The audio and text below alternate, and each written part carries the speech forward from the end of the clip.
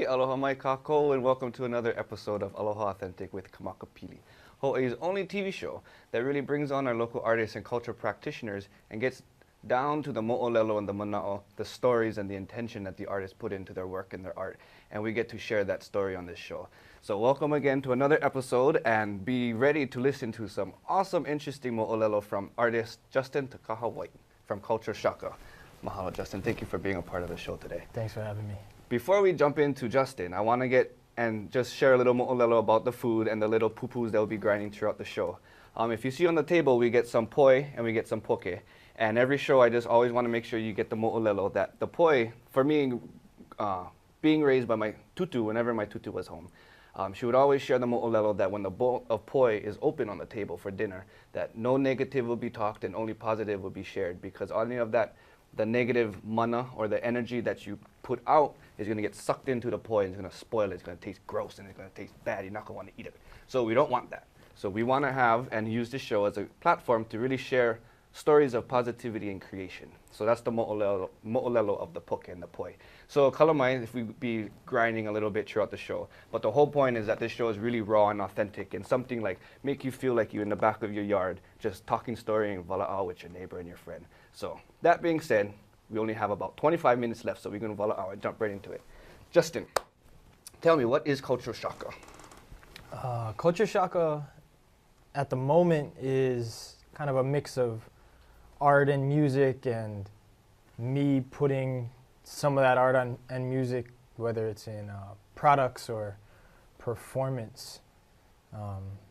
But the idea started as I was living Seattle, Washington. And I knew I wanted to come back home. Kind of family was calling me, job situation wasn't working out. And I knew I wanted to come back home, make art that resonated with Hawaiian people, with local people. And I couldn't figure out a name or a look, but I had this logo I had actually done for someone that didn't end up working out.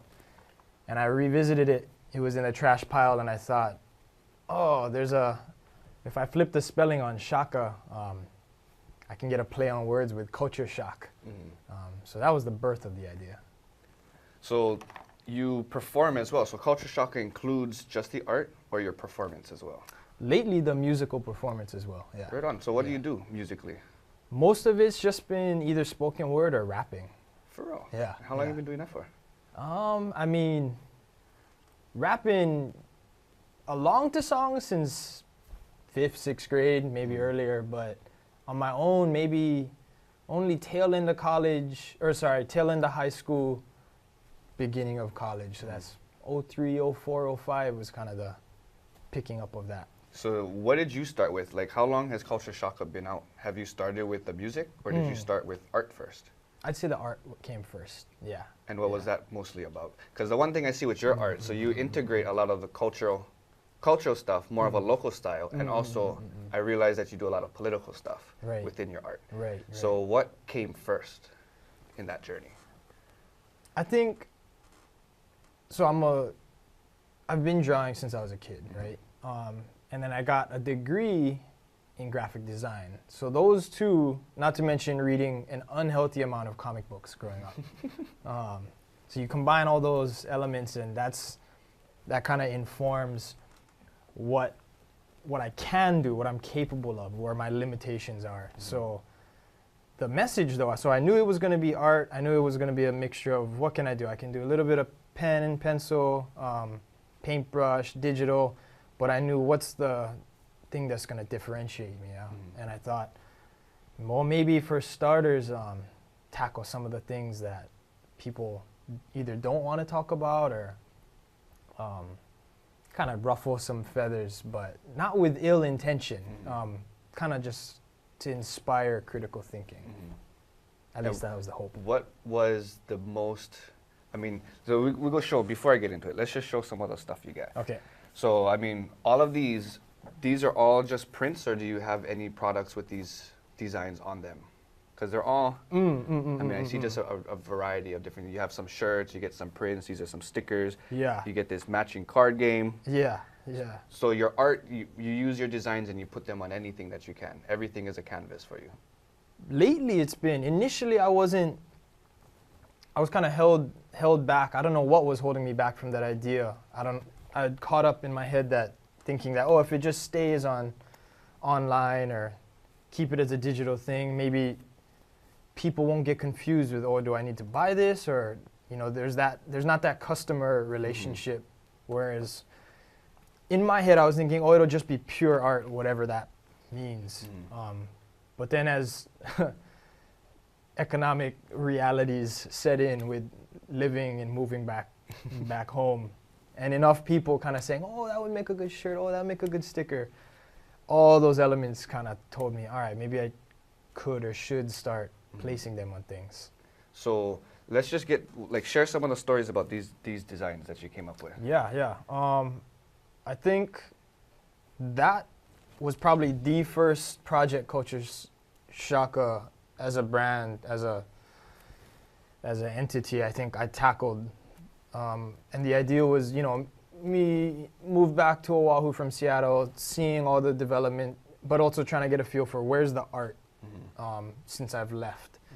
And, a couple of brands across Hawaii have taken the island chain and, you make a fish out of it, or you make you create these images where it's like a pun, right? 2, 3 meanings.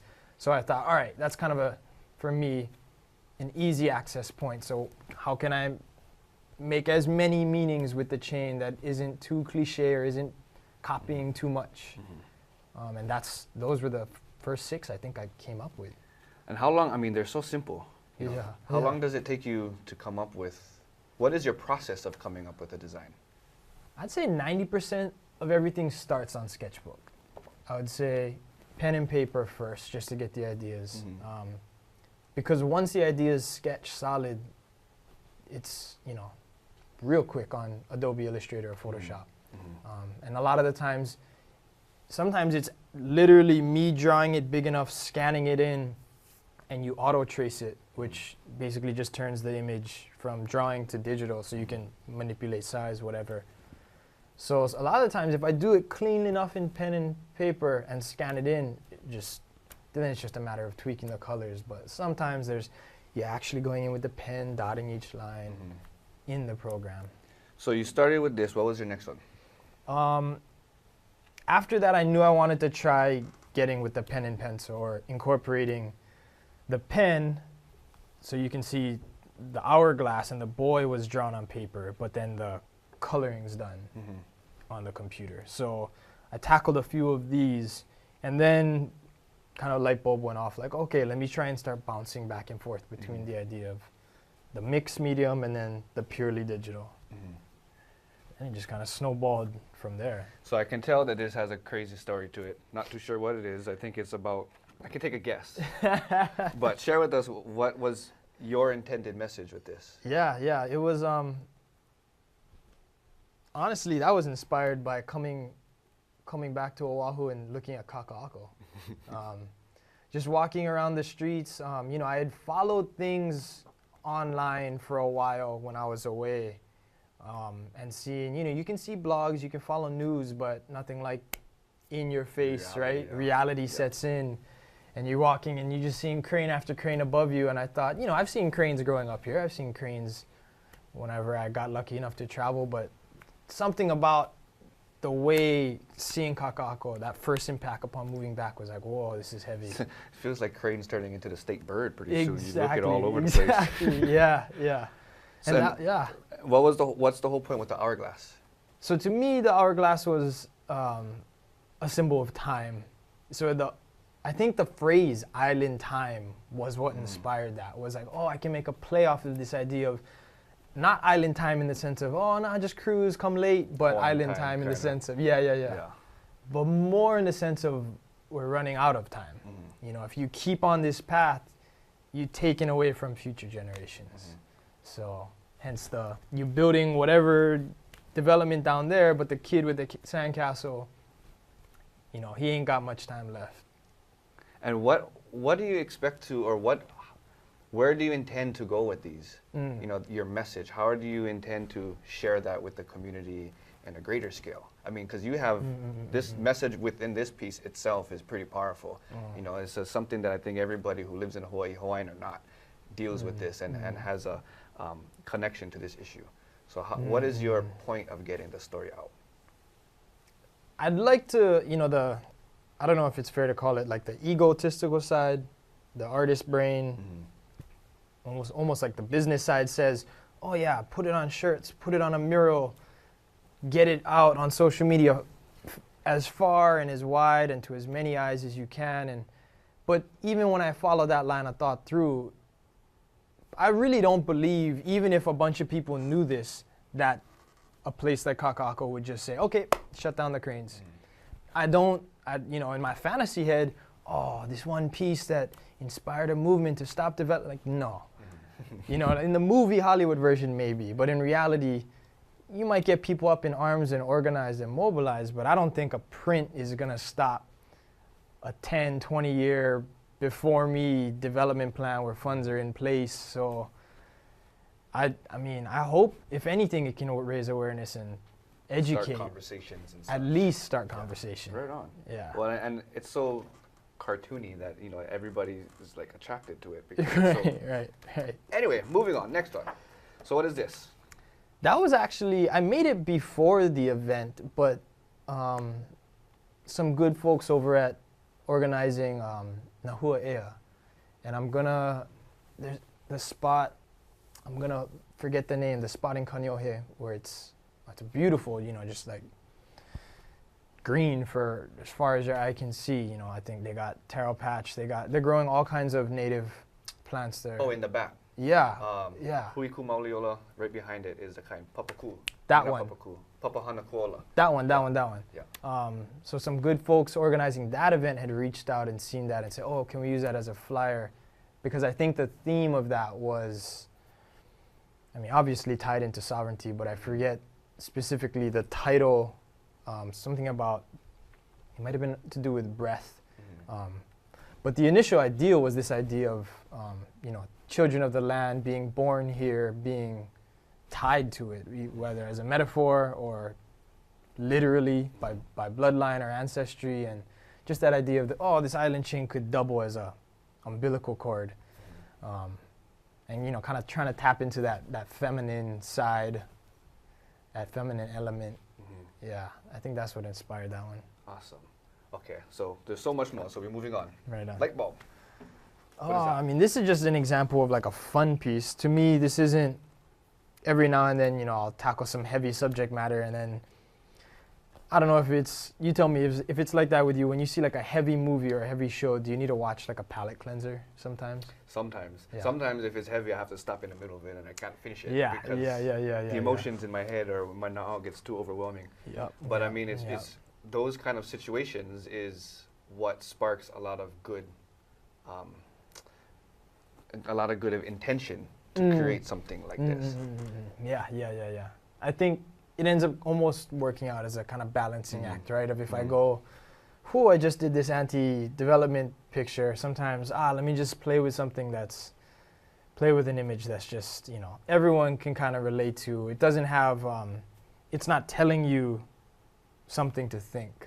Not that I don't believe in the messages I'm putting out, but sometimes it's, you know, a little more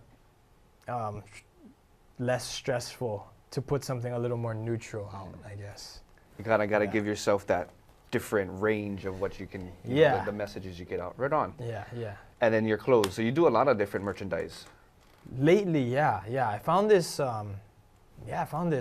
these folks that they let you mock it up online, so you can upload the file and shows you what it'll look like. And so, I mean, this one you can see it's in the vein of the last illustration we did, where, you've got the bird on the bottom and the trees on the top. And I mean, initially I think this was like my take on, what would an aloha shirt on a tank top, but almost like a rebellious aloha shirt be, if you could call the it aloha that. shirt. Yeah.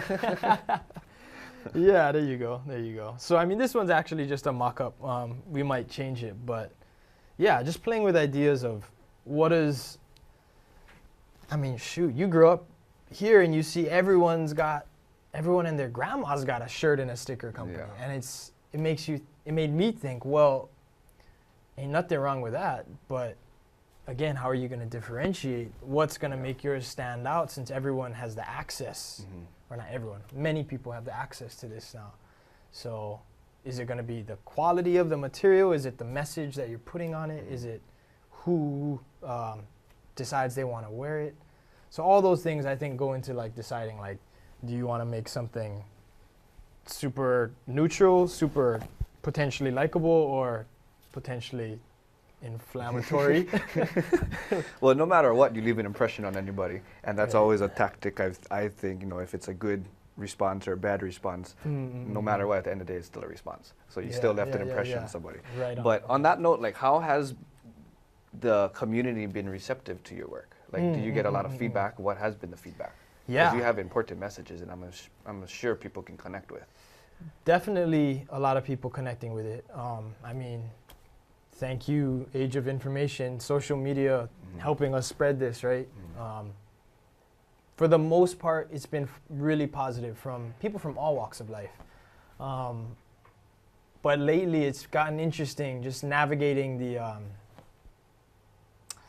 the thin ice, I guess you could say. Just because, I gotta say first and foremost, just because I'm born and raised here, I recognize dad's side is white, Japanese side on the mom's side.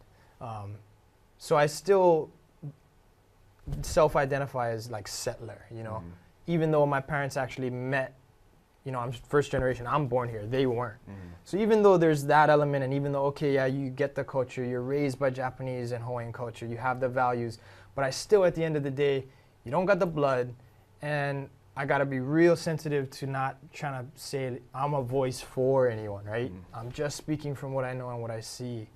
So that, on that point, the feedback I've gotten from certain people where it's like, oh, your message is rubbing me the wrong way. And I ask why. I'm never defensive. I'm never like, oh, how dare you, or I don't want to hear it. I always want to engage and just say, well, if I can change, I don't want to compromise my message or my belief, but at the same time, if it's offending you and you're of the host culture, I need to respect that. So those have been some of the latest feedbacks where it's been, hey, we want to see more political stuff, or, like not stop doing the neutral stuff or stop doing the fun stuff, but heavy emphasis on we want to see majority of this tone. Because there's no other, at least from what I've seen, there's not really any other artists who do political messages so strongly influenced in their work. So what has been the most harshest feedback that you got so far? What's been the harshest? Because I know for me, there's been some feedback too, and it's just like, and that's part of being your own artist, at least, and is respecting both sides. Because everybody has their opinion, and no matter what the opinion is, it always can better you as an artist. Absolutely, yeah. And I try and look at each one as an opportunity, right? Of even though I might not agree with the feedback, there's a lesson there, right? You can grow as a person and as an artist if you really take it to heart, assuming that the person isn't just, pushing some hate speech. If they really got, if it's coming from a place of love or care, that the feedback, even if it comes off aggressive, I still try and dig. And I think the most aggressive thing or not just lately, but ever since I started this project a couple years back, it's not so much about the message, but the harshest feedback was kind of about blurring the line of social media privacy and in real life. You know what I mean? This idea of like, we can just pick up the conversation because I saw you in real life, and I might not be in the mood to have that talk that day, but then the other side's, why are you putting this out then if you're not always ready on the go to have a debate? So that's been interesting. I don't know what to say. I just, you caught me on an off moment. But then some of it also has been, not a lot, just like one or two things of, you're not Hawaiian, or you're not of the culture, you're not of the bloodline, so don't even speak. You don't get an opinion on this. You know, stick to what you know. You're Japanese white, stick to Japanese white stuff. And that's been the most, those are the growing pains. And what is your opinion on that? Because I just want to, because that's one point that I always try to pull out, or whenever that point comes up with me in my work or people that I deal with, I don't even accept that as a answer anymore. You know, and I think a lot of people are still honed on that if you're not Hawaiian, you cannot talk about this. You don't have the right, which I disagree with. But again, it's up to a certain extent. But being that you're in that or deal with that and being in that position once in a while, what is your opinion on that? Like, and I think, you know, it's safe to say for everybody, because this is something that I think everybody in general within our state still has to find a balance between, because I think it's just one of the issues that as a state and as a people of Hawaii we deal with that makes us unbalanced, which is what influences a lot of bigger issues, I think, within our state.